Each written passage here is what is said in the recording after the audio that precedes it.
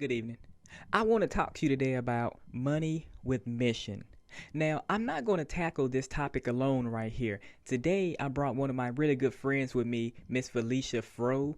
And Felecia is a MD, she is a urologist, and she is also the owner of Money with Mission, which is an investment company focused on empowering professional women to build wealth and achieve financial freedom through social impact investing. As a real estate syndicator, Felecia has partnered with like minded investors and has raised money for several social impact projects, including a residential assisted living home in Kansas City, Missouri, focusing on providing elderly residents experiencing memory problems with personalized care. With her partners at the Eco Alliance Group, she is providing healthy food to food desert areas with indoor vertical farms and grocery stores. Now, let's get into the show.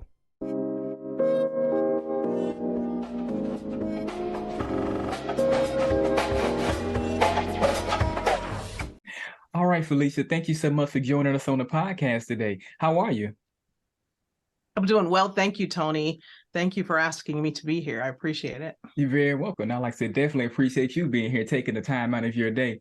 Now, before we get started here, I wanted to say a huge thank you so much for all of the work that you're doing with the elderly community, because I noticed that my grandmother, she passed away, unfortunately, a few months ago, and she had dementia. And I was reading up on it, and I was like, wow, I would have loved to have put my grandmother in a facility like Felecia has. So I want to just say thank you so much, because that really means the world to me that, that you're doing that. So would you kind of get off into how you got started doing that in life and kind of how you got going?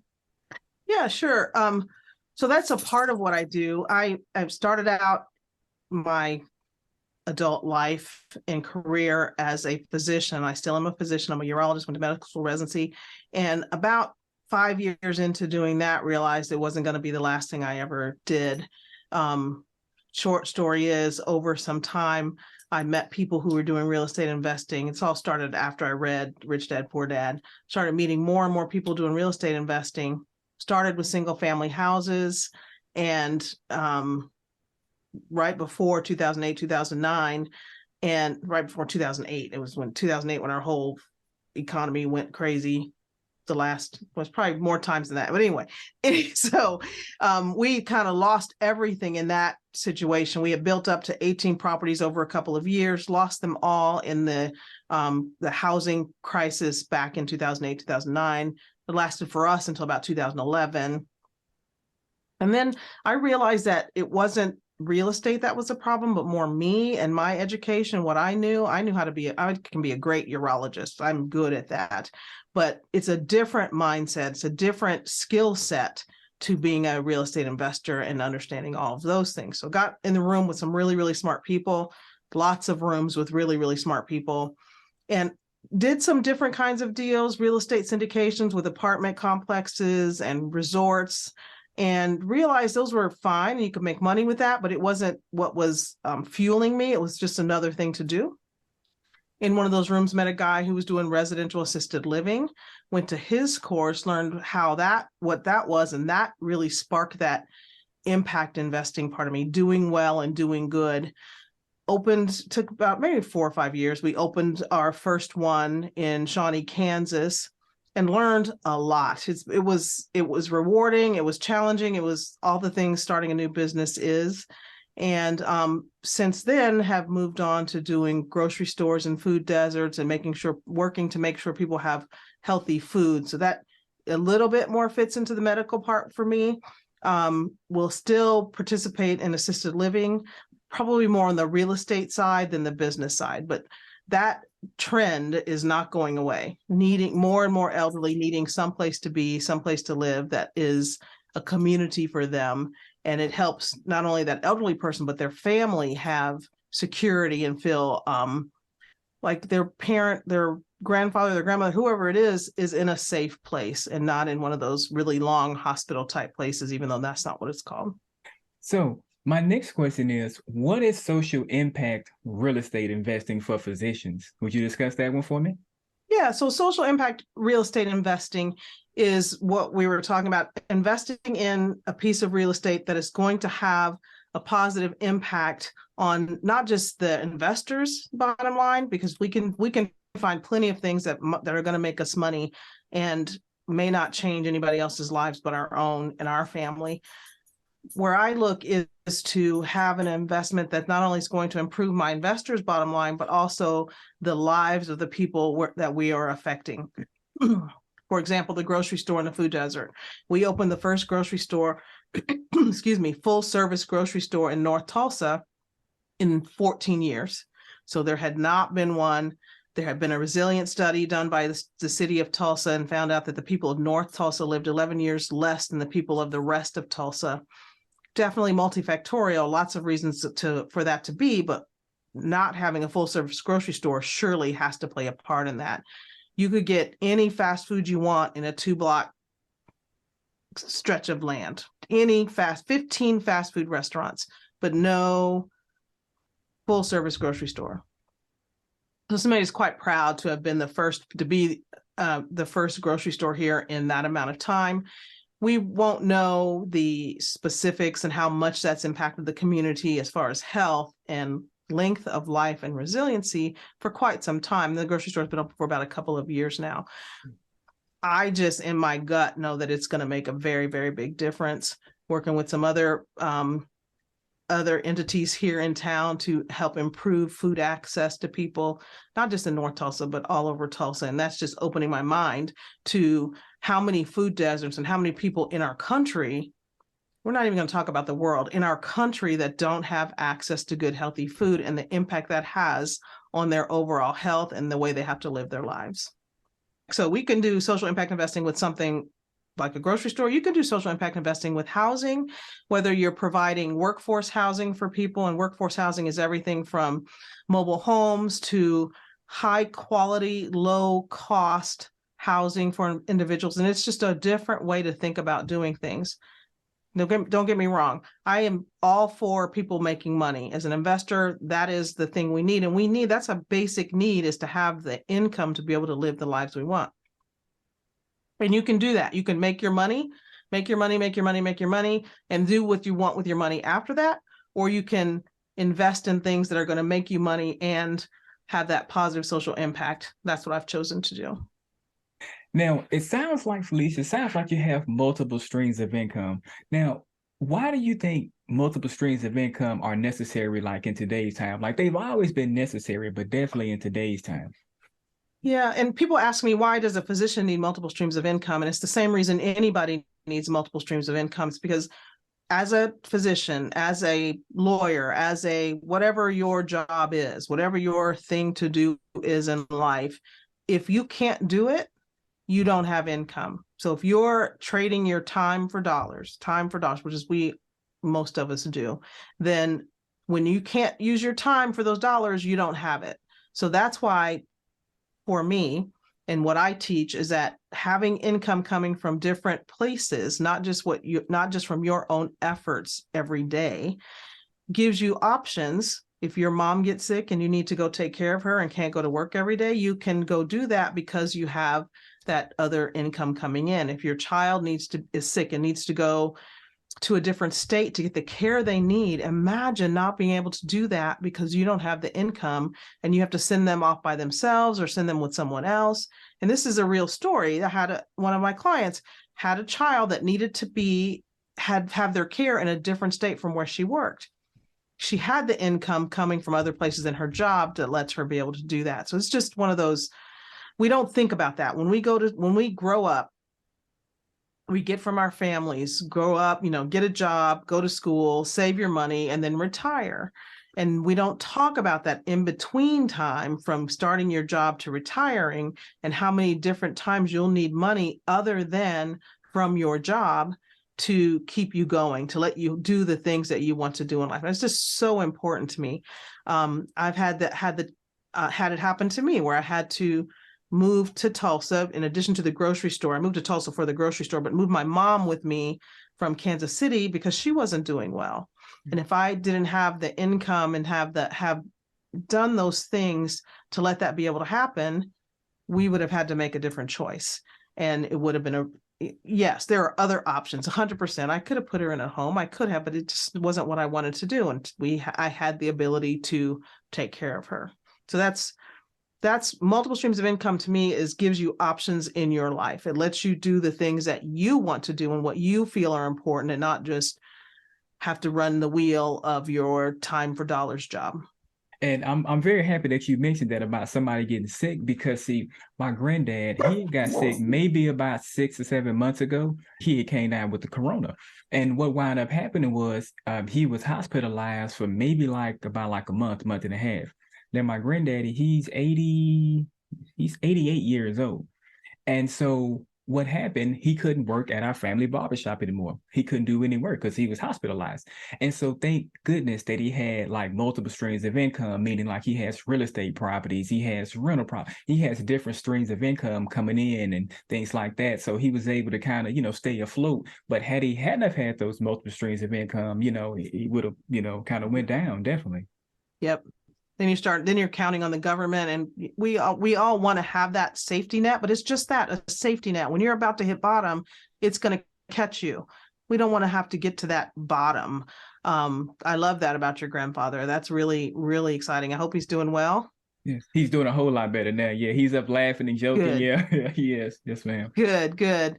And your grandfather sounds like he loves barbershop. He loves doing that. There's no reason to stop doing that. Just know that you have that insurance, not from an insurance company, but of your own doing, that if something happens, you have the ability to continue floating, even if you do need to get really, really close to that safety net.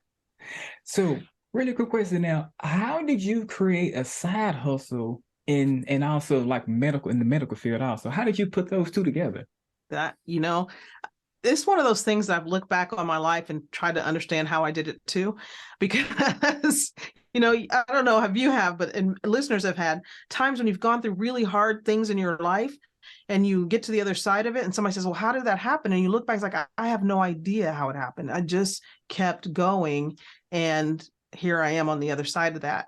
So somebody else has asked me this question before, so I had thought about it, and it was a lot of really early mornings and a lot of really late nights. I would get up at 4:30, 5 o'clock in the morning, do real estate work, building my business, Money with Mission, go to urology work at 8 o'clock in the morning, work that till 6, 7, whatever time I'm done. And if I have energy when I get home, do some more of my real estate business work. And I've been working this for quite some time. So we started our investing back in 2006.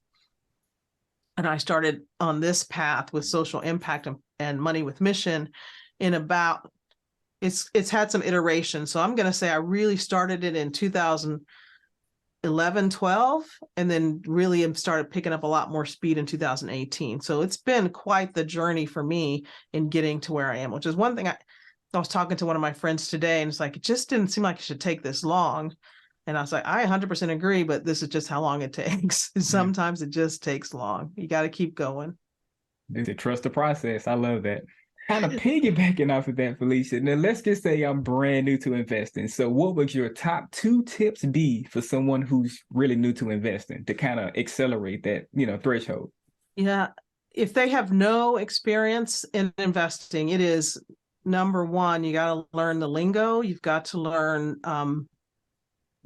about it. So there's a whole different language, and you probably learned this already. So if you're a real estate broker or a real estate agent, or if you're a physician or if you're a lawyer, you have your language in your profession.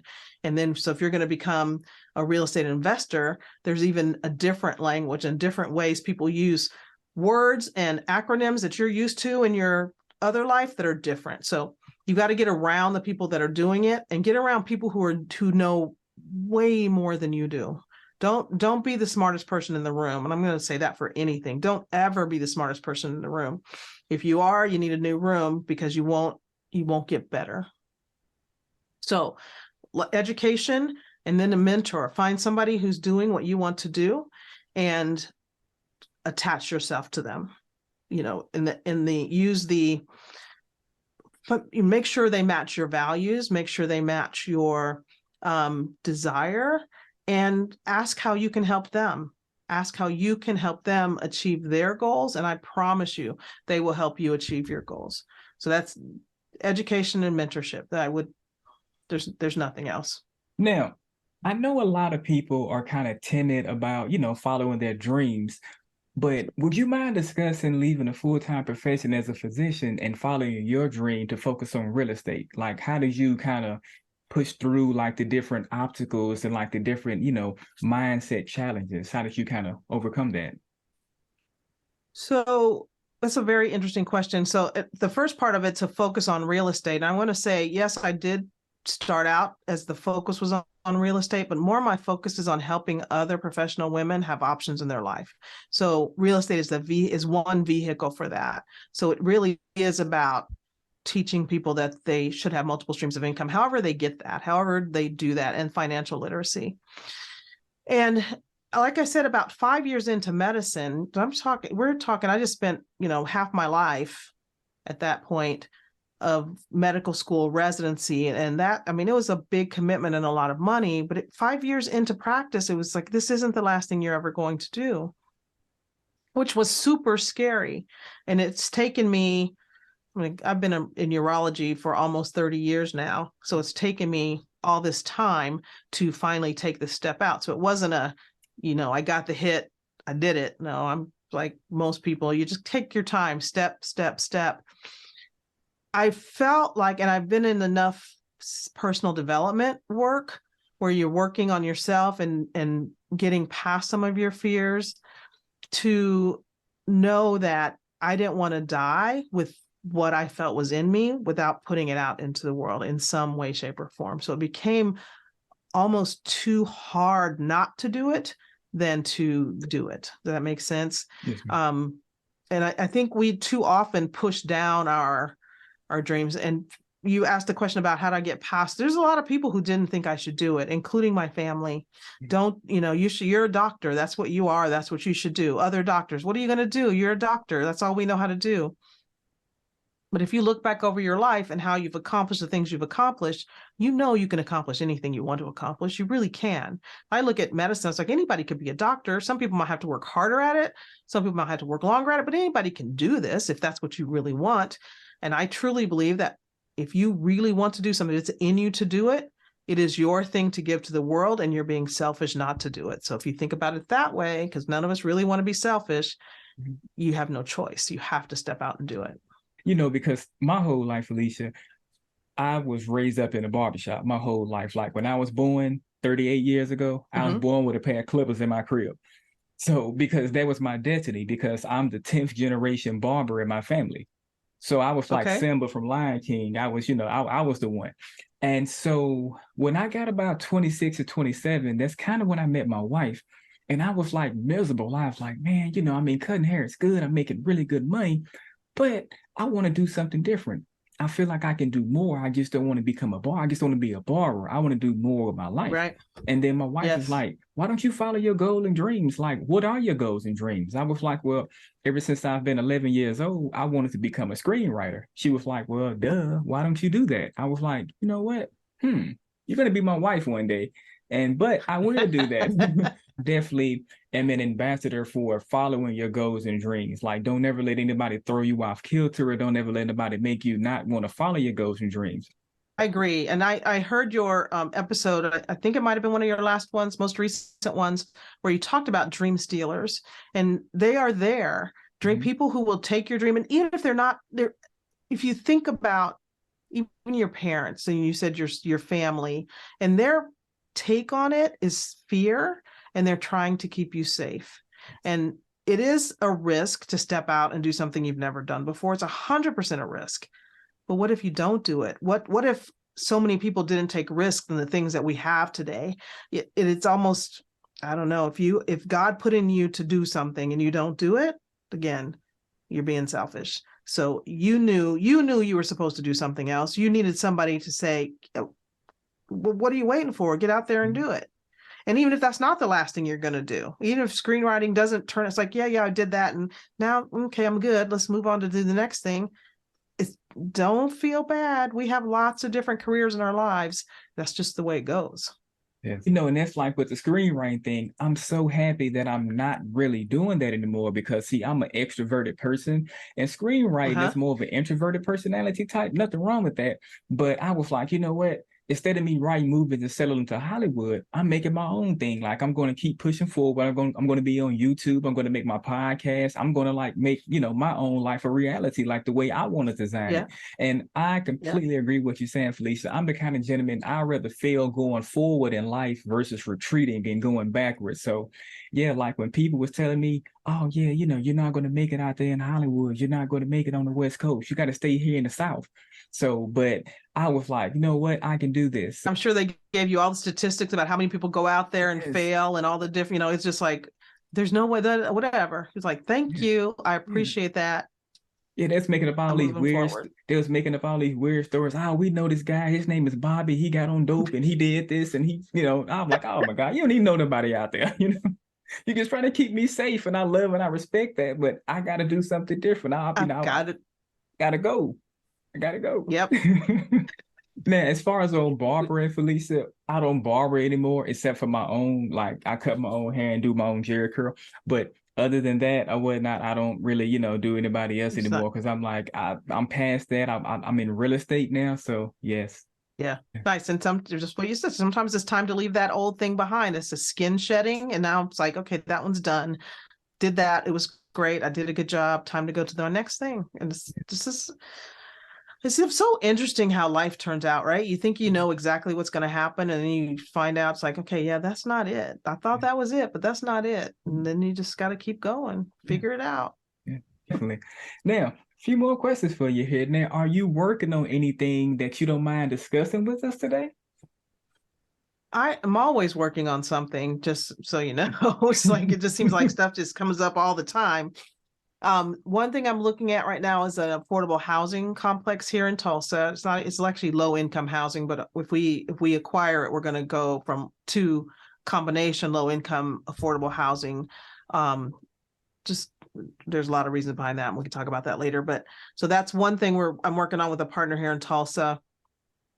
I'm building up my investor club, which the name of it's not quite there yet, but it's where we're going to be able to have members in the club that we will introduce to our vetted projects, not necessarily our projects, but once I know what you're looking for and how you're looking to change the world and how you're looking to change your family, I can connect you with vetted sponsors and projects and help you understand how that whole thing works. So people often get to the point of, okay, stop talking to me. I get it. I know I need to invest in something outside of Wall Street. My 401k is not going to be get it. I understand. Now what do? I don't have time to go around and meet all these different people and understand all these projects and understand these numbers. That's the connection we're to make for you. So once you've made that decision and you don't have time because you're doing your W-2 and you love what you're doing, don't get us wrong. If you love what you're doing, that is what you're here to do it. And you want to have those multiple streams of income. Our investment club, Money with Mission Investment Club, so it's called right now. It's going to have a different name. Is the place to go to have those connections. So whether it's a deal I'm working on with my partners or it's a deal that's somewhere else in the world that has nothing to do with me, I want you to get what you need in your investment life. Now, last question, Felecia. For those who, want to follow up with you more, like how can my listeners get in touch with you? 100%. Moneywithmission.com is our website. Go on there and you can, there's a ton of resources in there. One of my, I've got a couple of that I'll talk about 7 steps to building resilient wealth and how to create wealth that outlive you.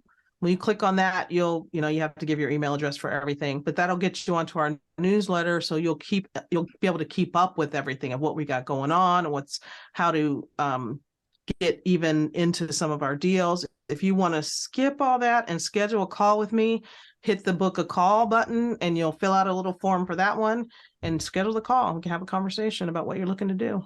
And thank you so much for your time today. It's been an absolute pleasure. Until next time, I'll catch you later.